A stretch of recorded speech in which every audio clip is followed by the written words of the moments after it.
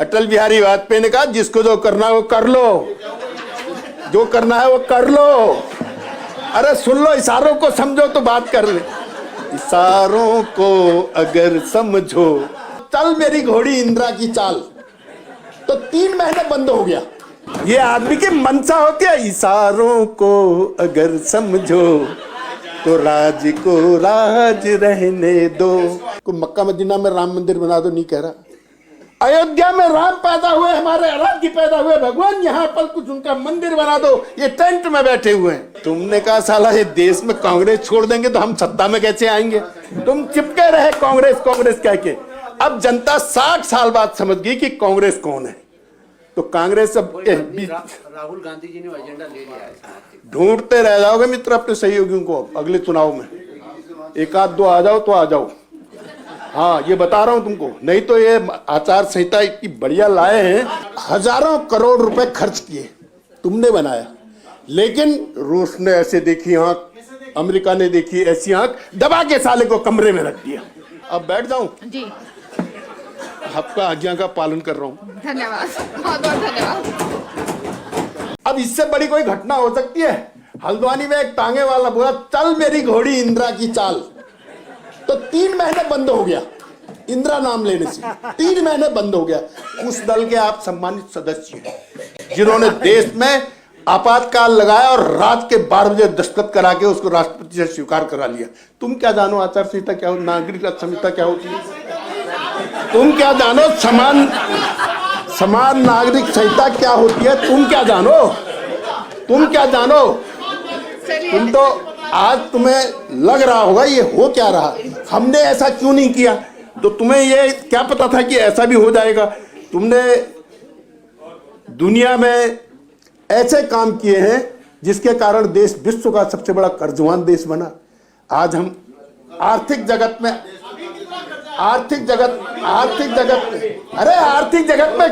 दुनिया का सबसे बड़ा कर्जवान देश आर्थिक जगत में 5वें स्थान पर आ गया है। 5वें स्थान पर आ गया। अब अगले वो स्थान में दूसरे स्थान पर आ जाएंगे। अडानी की बात कर रहे हैं, अंबानी जी की। ये जैसा अडानी अंबानी वहां कर रहे ना, वो व्यक्ति कर रहा है जो आजकल भी ठंड के दिनों में ऊपर हाफ आस्तीन में चल रहा है। वो क्या खा के चल रहा होगा मुझे नहीं मालूम, हाफ आस्तीन में चल रहा। तो वो कह रहा है ऐसा, तुम भी कहने लग गए। वो कह रहा है तो तुम भी कहने लग गए। ये नहीं बात ठीक है।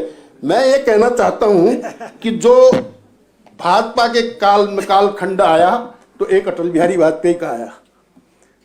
बड़ी खुशी होगी आपको ये सुन के। दबा कुचला देश पोखरण में परमाणु विस्फोट करके परमाणु शक्ति वाले राष्ट्रों में किसने स्थापित किया? तो भारतीय जनता पार्टी के नेतृत्व ने की। बात की, हाँ ये कहो बनाया हमने, लेकिन फोड़ो मत, रूस नाराज हो जाएगा। अरे सुन लो, शांति करो, सुनने की क्षमता रखो, शांति करो, सुनने की क्षमता रखो। ओम शांति। तुमने बनाया, हजारों करोड़ रुपए खर्च किए, तुमने बनाया, लेकिन रूस ने ऐसे देखी आंख, अमेरिका ने देखी ऐसी आंख, दबा के साले को कमरे में रख दिया। देश का इतना बड़ा बजट खर्च करके बंद कर दिया, इस डर में कि लोग नाराज हो जाएंगे।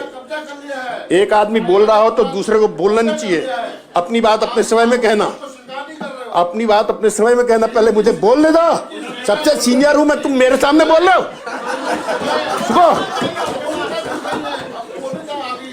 सुन लो मेरी बात। करोड़ों रुपए खर्च करके हजारों हजार देश का व्यवस्था का व्यवस्था का पैसा खर्च करके तुमने जो है कमरे में बंद कर दिया। ये अटल बिहारी वाजपेयी की ताकत थी। जब वैज्ञानिकों ने उनसे कहा हमने एक चीज बनाई लेकिन कांग्रेस वाले उसको परीक्षण नहीं करने दे रहे, तो उन्होंने कहा मैं कह रहा हूं पोखरण में परमाणु विस्फोट करो। ऐसा बम पटाखा फोड़ा, दुनिया हिल गई। 91 देशों ने भारत से आर्थिक संबंध बिगाड़ लिए।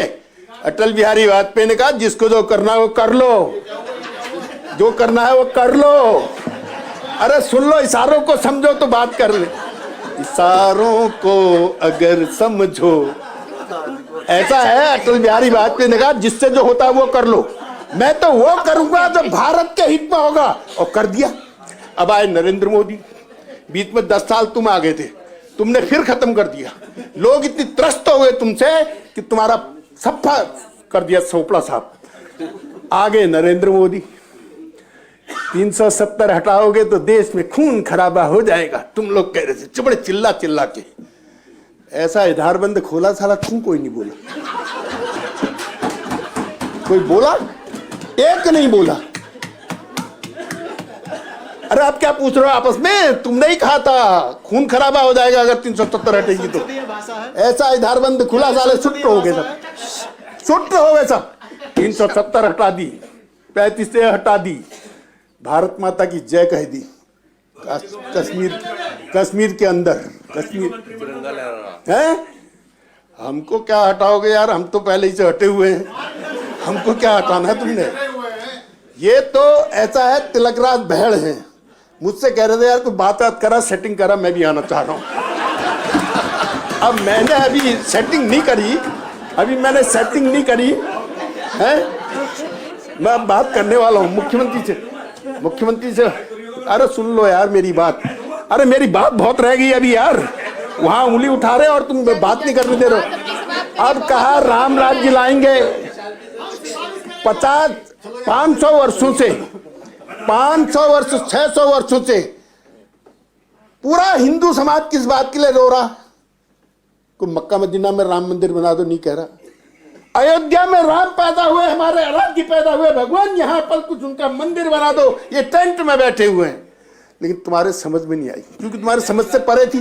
तुम्हें तो वोट चाहिए, वोट के अलावा कुछ नहीं चाहिए। देश जाए भाड़ में।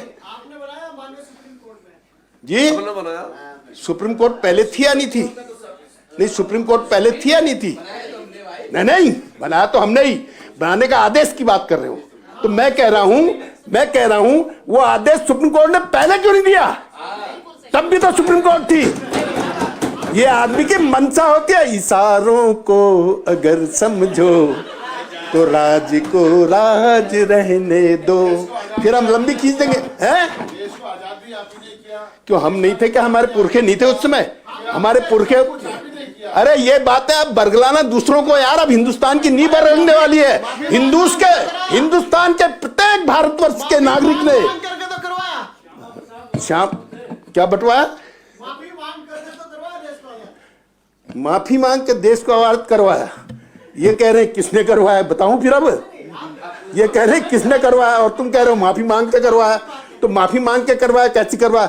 देश के प्रत्येक व्यक्ति का सहयोग देश को आजाद कराने में था। पता है जंगल में छिपे लोगों को खाना कौन पहुंचा रहा था? देश का नागरिक पहुंचा रहा था। है? क्या कहा? मुद्दे? अरे महाराज तुम्हारे तो एक से एक किस्से हैं। तुम तो ऐसे हो ना, जेब काटने में जेल गए, स्वतंत्रता सेनानी बन गए। फिर मैं बता दूंगा तो फिर कहोगे यार बता दी तुमने। तो हम ये कह रहे हैं कि देश की आजादी में प्रत्येक नागरिक का हाथ था, केवल तुम्हारे कांग्रेसियों का नहीं था। और महात्मा गांधी जी ने कहा था देश आजाद होने के बाद इस कांग्रेस को खत्म कर दो। लेकिन तुम बड़े चालाक थे, तुमने कहा साला ये देश में कांग्रेस छोड़ देंगे तो हम सत्ता में कैसे आएंगे। तुम चिपके रहे कांग्रेस कह के। अब जनता 60 साल बाद समझ गई कि कांग्रेस कौन है।